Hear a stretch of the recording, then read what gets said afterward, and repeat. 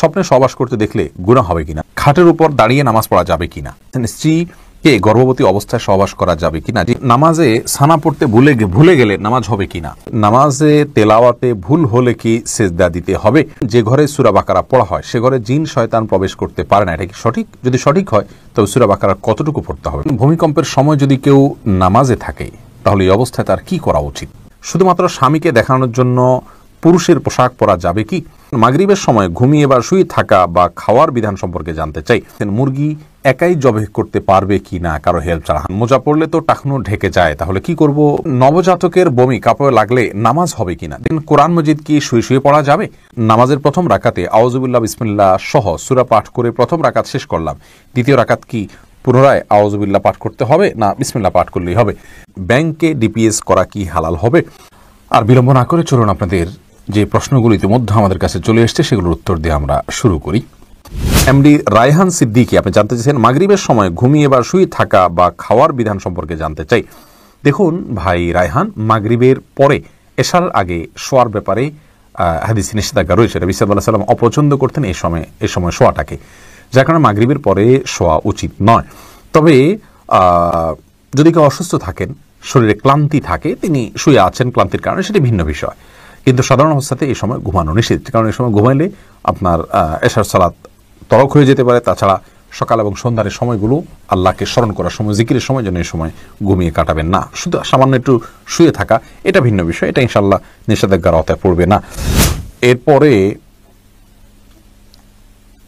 তামান্না আখতার আপনি জানতে চাইছেন ইউটিউব চ্যানেলে, শুধুমাত্র স্বামীকে দেখানোর জন্য পুরুষের পোশাক পরা যাবে কি? হতে পারে, কখনো যদি স্বামী দেখতে চায় তাহলে সেক্ষেত্রে সাময়িক সময়ের জন্য শুধু স্বামীকে দেখানোর জন্য আপনি এটা পড়তে পারেন, কিন্তু কোনো স্বামী যদি এটা তার রুচিতে এমনটি চায় তাহলে সেটি সন্দেহাতীতভাবে তার রুচির বৈকল্যের প্রমাণ, অসুস্থতার প্রমাণ। কিন্তু দুঃখিত, সামান্য সময়ের জন্য স্বামীকে আপনি সন্তুষ্ট করার জন্য এটি করতে পারেন। এরপরে জান্নাত আরা জুলি আপনি জানতে চাইছেন মুরগি একাই জবাই করতে পারবে কি না কারো হেল্প ছাড়া? হ্যাঁ, করতে পারবে, কোনো অসুবিধা নেই। মুরগিতে একজন ধরতে হবে এমন কোনো বাধ্যবাধকতা নেই, আপনি মুরগি যেভাবে খুশি সেভাবে জবাই করবেন, জবাই করাটাই হলো মুখ্য। বিসমিল্লাহ বলে জবাই করতে পারলে আপনি নিজে একাও করতে পারেন, কোনো অসুবিধা নেই। এসিও পলাশ জানতে চেয়েছেন মোজা পড়লে তো টাকনো ঢেকে যায়, তাহলে কি করব? ভাই পলাশ, মোজার জন্য এই বিধান নয়। জুতা মোজা এগুলো তো টাকনোর নিচেই থাকবে, সেটাই স্বাভাবিক। যেগুলো উপরের পোশাক সেগুলো যদি নিচে যায় তাহলে সেক্ষেত্রে সেটি নিষেধাজ্ঞা। আর যেটি নিচেরই পোশাক, মূলত টাকনোর নিচের অংশ ঢাকার জন্যই মোজা, যার কারণে সেটি নিষিদ্ধ নয়। মহিমা মাহি আপনি জানতে চেয়েছেন নবজাতকের বমি কাপড়ে লাগলে নামাজ হবে কিনা? দেখুন, বমি নাপাক, সেটা নবজাতক হোক অথবা প্রাপ্তবয়স্ক কেউ হোক, সবার বমি নাপাক, যার কারণে এটি লাগলে নাপাক হয়ে যাবে। এরপরে ফারিয়া ইসলাম জানতে চেয়েছেন কোরআন মজিদ কি শুয়ে পড়া যাবে? হ্যাঁ বোন ফারিয়া, কোরআন মাজিদ শুয়ে পড়া যাবে, কোরআন মাজিদ শুয়ে পড়া যাবে না এমন কোনো কথা কোরআন হাদিসের কোথাও বলা হয়নি, বরং সাধারণ অবস্থায় কোরআন মাজিদ পড়া যাবে। তবে কোরআন মাজিদের প্রতি, কোরআন মাজিদকে বুকের মধ্যে ধরে অসম্মানজনকভাবে শুয়ে পড়া উচিত না, আপনি মুখস্থ থেকে পড়তে পারেন। আর সাধারণ অবস্থায় বসে বসে সুস্থ অবস্থায় আপনার কোরআন মাজিদ পড়ার চেষ্টা করা উচিত। সাইফুল ইসলাম জানতে চেয়েছেন নামাজের প্রথম রাকাতে আউযুবিল্লাহ বিসমিল্লাহ সহ সূরা পাঠ করে প্রথম রাকাত শেষ করলাম, দ্বিতীয় রাকাত কি পুনরায় আউযুবিল্লাহ পাঠ করতে হবে না বিসমিল্লাহ পাঠ করলেই হবে? দেখুন, সূরা ফাতিহা যেহেতু আপনি নতুন করে শুরু করছেন, এই জন্য আপনি আউযুবিল্লাহ পাঠ করবেন এবং এরপরে বিসমিল্লাহ পাঠ করবেন, কারণ ফাইদা ক্রাআতাল কোরআন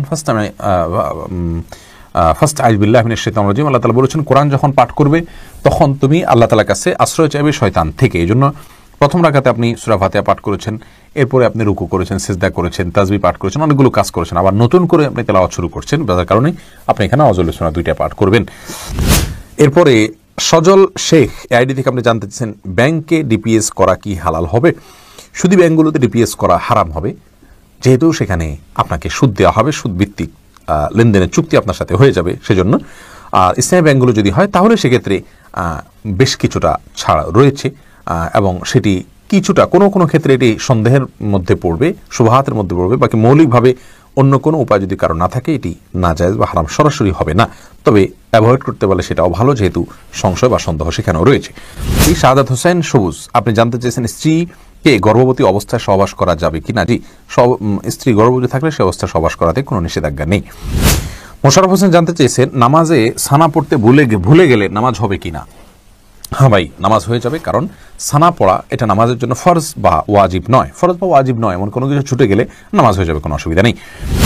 হাফিজা খাতুন রূপা আপনি জানতে চেয়েছেন, স্বামীর অনুমতি ছাড়া নিজের টাকা কি দান করা যাবে?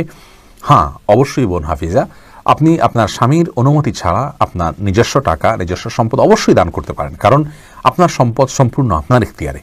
এটি ব্যবহারের ক্ষেত্রে স্বামী বা বাবা বা কোনো অন্য কারোর অনুমোদন নেওয়ার কোনো প্রয়োজন নেই। এটি সম্পূর্ণ আপনার ইখতিয়ারাধীন বিষয়, যদি সেটি আপনার মালিকানাধীন হয়। তবে সাংসারিক জীবনে সুখ শান্তির জন্য আপনার স্বামীর সাথে পরামর্শ করে নেওয়া ভালো। যদি স্বামী আপনার বিচক্ষণ হন, সুপরামর্শক হন, আপনার হিতাকাঙ্ক্ষী হন, তাহলে সেক্ষেত্রে তার সাথে পরামর্শ করে কাজ করা অবশ্যই কল্যাণের হবে। সুজন মুখতার আপনি জানতে চেয়েছেন ইউটিউব চ্যানেলে, স্বপ্নে সহবাস করতে দেখলে গুনাহ হবে কিনা? না, এর কারণে কোনো গুনাহ হবে না, কারণ এটি বান্দার ইচ্ছার দিন কোনো বিষয় নয়, বান্দার ইচ্ছাধীন বিষয় নয়, এমন বিষয়ের জন্য আল্লাহ তাআলা বান্দাকে পাকড়াও করবেন না। এরপরে ইস্তাব্রো বাণী এই আইডি থেকে আপনি জানতে চেয়েছেন খাটের উপর দাঁড়িয়ে নামাজ পড়া যাবে কিনা? যাবে, কোনো অসুবিধা নেই। আপনি খাট হোক আর ভূমি হোক, ফ্লোর হোক, যে কোনো জায়গায় দাঁড়িয়ে সালাত আদায় করতে পারবেন। আপনি স্বাভাবিকভাবে যদি সালাত আদায় করতে অসুবিধা না হয়, তাহলে সেক্ষেত্রে কোনো অসুবিধা নেই। হ্যাঁ, কোনো খাটের উপরে দেখা যায় যে ম্যাট্রেস বা ফোম থাকার কারণে অনেক দূর ডেবে যায়, যার কারণে রুকু সিজদায় তিনি ব্যালেন্স রাখতে পারেন না এবং সুন্দরভাবে সালাত আদায় করতে পারেন না, সিজদা সঠিকভাবে করতে পারেন না। এরকম যদি হয়, তাহলে সেক্ষেত্রে তার জন্য খাটে দাঁড়িয়ে সালাত আদায় করা উচিত হবে না। এটা কমপক্ষে মাকরু হবে, অপছন্দনীয় হবে, তবে সালাত হয়ে যাবে। যেহেতু সালাত স্বাভাবিকভাবে করতে তার অসুবিধা হয়, শরীরে ব্যালেন্স ঠিক রাখতে পারে না, রুকু সিজদা যথাযথভাবে করতে অসুবিধা হয় এবং মনোযোগও ব্যাঘাত সৃষ্টি হয়, যার কারণে এরকম জায়গায় সালাত আদায় করা উচিত নয়। আর যদি এতটা নরম না হয়, তাহলে সেক্ষেত্রে সাধারণ খাটে বা চকিতে সালাত আদায় করতে কোনো অসুবিধা নেই। এরপরে আব্দুল্লাহ মাহমুদ জানতে চেয়েছেন ইউটিউব চ্যানেলে, নামাজে তেলাওয়াতে ভুল হলে কি সেজদা দিতে হবে? দেখুন, নামাতে যদি তেলাওয়াতে ভুল হয়, তাহলে সেজদা দেওয়ার ব্যাপার নাই। আপনার ভুলটা হয় অর্থ বিকৃত হওয়ার পর্যায়ের ভুল হবে না, তাহলে তো কোনো অসুবিধাই নেই। আর যদি অর্থ বিকৃত হওয়ার মতো ভুল হয়, সেক্ষেত্রে আপনি 3 আয়াত বা যতটুকু না পড়লে নয়, এতটুকু পড়ে ফেলেছেন, তারপরে যদি ভুল হয়, তাহলে ইনশাআল্লাহ সেখানে আপনার সালাত হয়ে যাবে। কোনো ক্ষেত্রে অর্থ বিকৃত হওয়ার মতো ভুল যদি হয়, তাহলে সেক্ষেত্রে আপনার সালাত হবেই না, সেজদা সাহুতে এটি কুলাবে না। এরপরে মুজাহিদুল ইসলাম শওকাত আপনি জানতে চেয়েছেন, যে ঘরে সূরা বাকারা পড়া হয় সে ঘরে জিন শয়তান প্রবেশ করতে পারে না, এটা কি সঠিক? যদি সঠিক হয়, তবে সূরা বাকারা কতটুকু পড়তে হবে? ভাই মুজাহিদুল ইসলাম, এটা সঠিক এবং এ সম্পর্কে রাসূল আকরাম সাল্লাল্লাহু আলাইহি সাল্লামের স্পষ্ট হাদিস রয়েছে। সূরা বাকারা যদি তেলাওয়াত করা হয় কোনো বাসায়, সেখানে জিন শয়তান প্রবেশ করে না।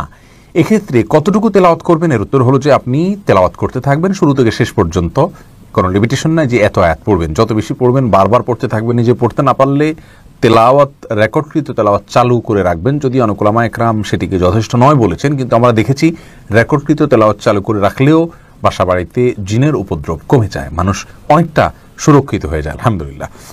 আসমা হাসানাত রিমা বোন আপনি জানতে চেয়েছেন, ভূমিকম্পের সময় যদি কেউ নামাজে থাকে, তাহলে এই অবস্থায় তার কি করা উচিত? দেখুন, ভূমিকম্পের সময় সালাতরত অবস্থায় থাকলে তিনি যদি মনে করেন যে ভূমিকম্পের মাত্রাটি একটু বেশি এবং এটি তার জীবন নাশের মাধ্যম হতে পারে, কারণ হতে পারে, তাহলে সেক্ষেত্রে তিনি সালাত ছেড়ে দিয়ে নিরাপদ জায়গায় আশ্রয় নেবেন। কারণ ফরজ সালাতের মধ্যে থাকা অবস্থা যদি জীবন হুমকির মধ্যে পড়ে যায়, তাহলে জীবন রক্ষার খাতিরে তাকে সালাত